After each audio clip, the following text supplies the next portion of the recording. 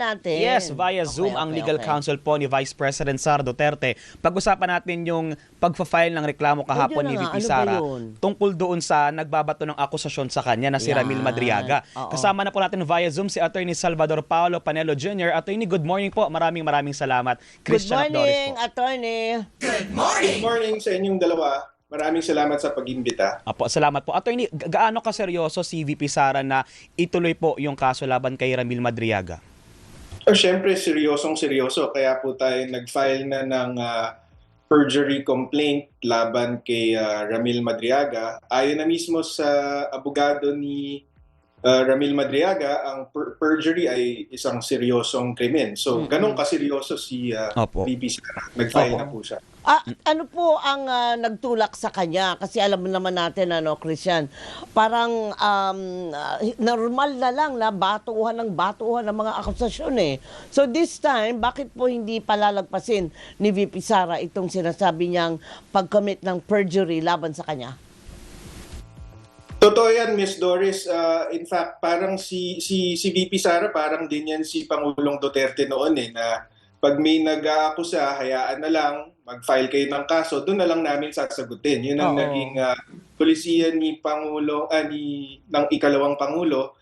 Pero ngayon kasi nakita na niya, sabi nga niya sa statement niya na parang nakikita niya yung trend na noon ginamit si Matobato at si Las Cañas na mga gawa-gawang istigo na nagbunga dito sa ICC case.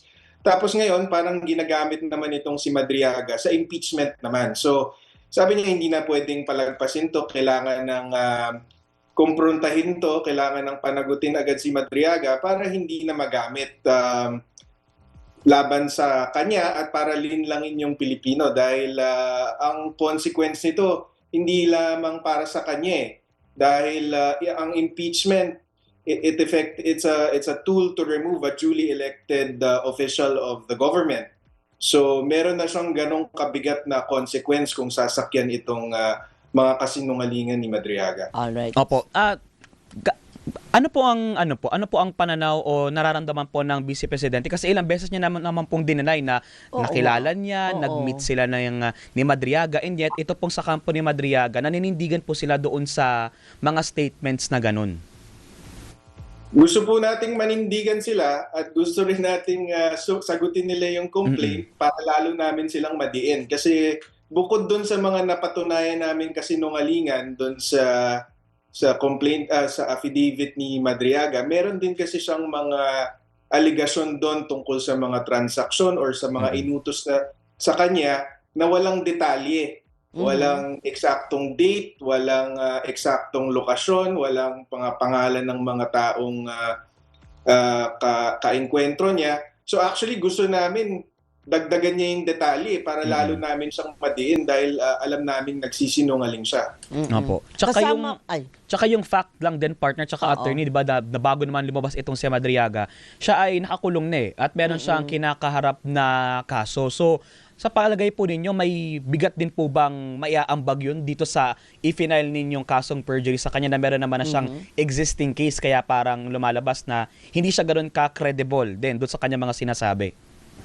Not in itself, pero meron tayong linabas doon sa complaint affidavit na text message or Facebook Messenger message from Ramil Madriaga to one of the witnesses of VP Sara, si Lieutenant Colonel Dennis Nolasco, na sinasabi ni Madriaga doon na kay Lieutenant Colonel Nolasco na sabihin mo na lang na yung confidential funds sa akin mo binigay.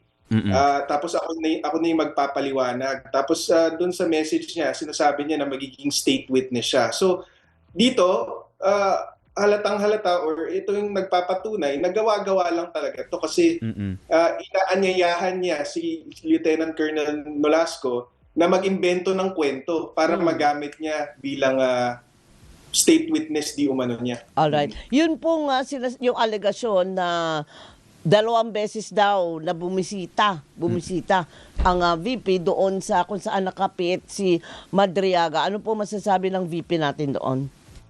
Matagal niya na pong dininay niyan at saka without asking for it, 'di ba si Secretary John Vic Remulla na mismo ang nagsabing hindi totoo yan, nakausap niya yung jail warden ng BJMP at sinabi dito na based on records, hindi binisita ni Sara Duterte si Ramil Madriaga. Iba ang binisita niya at the entire time ay nandun daw si jail warden sa mga meeting na yon. So, hindi po totoo yun. Opo, ang abogado po nitong si Madriaga, si Attorney Raymond Palad, kini-question po niya yung pagpa-file po ninyo ng kaso, yung timing daw po. Kasi parang chinempo daw po habang dinidinig yung impeachment complaint laban kay VP Sara, kung saan isa po doon sa nire-raise na parang grounds or argument ng mga impeachment complainants, itong statement po ni Madriaga. Ano po masasabi niyo doon, Attorney?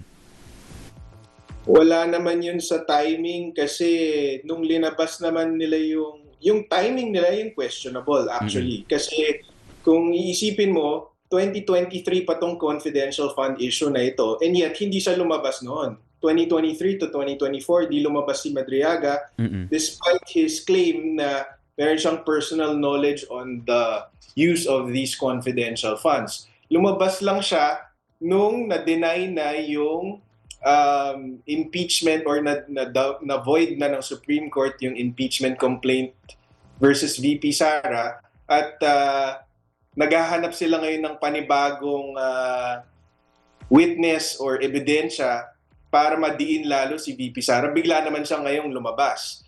So yung pag-file namin ng perjury sa kanya, syempre it will come after he came out. Ganun lang naman yun talaga namang parating na yung impeachment, panibagong impeachment complaint na yan kay VP Sara. So, the timing for me on our side is not questionable. If at all, parang na-delay lang kami ng konti because hindi naman ito priority ni VP Sara, itong mag-expose ng mga frauds na wala naman talagang credibility from the start. It's just that, ito nga, ginagamit na sa impeachment proceedings, smoking gun di umano, pero ang pinapakita nitong complaint affidavit is talagang politically motivated kasi itong impeachment because they're relying on a testimony that's worthless from a witness that is untrustworthy. Alright. Attorney, iklaro ko lang, kayo po ay abogado ni VP Sara, dyan lang po sa kaso ni Madriaga. Doon po sa impeachment, kasi given 10 days po ang VP na sagutin kasi sinabi na ng Kamara, ng House Justice Committee na sufficient. Sufficient in Substance, oo. Yes, correct. Hindi po tayo parte ng impeachment defense team. Dito lang po tayo sa kaso versus Ramil Madriaga. Alright. Pinag-aaralan niyo po ba, last lang partner, pinag-aaralan niyo po ba na mag-file pa ng iba pang reklamo attorney bukod dito sa perjury laban kay Madriaga? Yes, pinag-uusapan po natin yan with VP Sara. Kasi nga, ang posisyon ni VP Sara is hindi na pwede itong mga tanim witness na style na ito. Kailangan ng bago pa maging malaking problema sa akin ng ibang tao, mga politiko, dapat sagutin agad or panagutin agad yung mga taong nasa likod ng mga ganitong klaseng style. All right. So in the same manner po, attorney, indikasyon po ba ito na hindi na po tatahimik si VP Sara doon sa mga allegation, akusasyon sa kanya kasi lagi po niyan sinasabi, sasagutin ko yan sa tamang forum. Pero ito parang nag-umpisa na po ba siya na sumagot doon sa maraming nilalatag na akusasyon laban sa kanya? Ang totoo yan ang pinag-usapan namin na mas maging proactive. Mas maging proactive na sagutin yung mga issues laban sa kanya. Pero baka ang tinutukoy mo kasi, Ms. Doris, is yung confidential funds Yung confidential funds, ang pagkakaalam ko dyan is limitado ang pwede nilang i-share publicly tungkol dyan. So, abangan na lang po natin kung paano sasagutin ng impeachment defense team yan sa proceedings before the House Justice Committee. Alright. Okay po. Attorney, kung sakaling matuloy itong kaso into trial, inaasahan bang dadalo ng personal si VP Sara sa mga hearings kung sakali? Oo.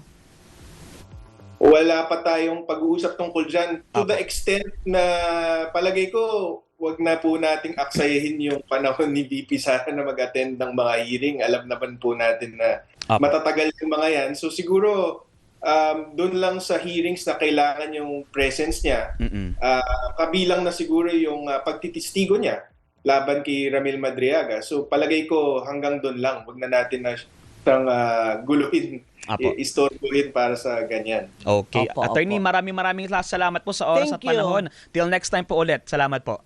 Maraming salamat. Thank you very much. Mabuhay. Si Attorney Salvador Paulo Panelo Jr., Legal Counsel for Vice President Sara Duterte. Anak pala siya, no? Anak ni Anak dating ni Sal. dating Presidential Legal Counsel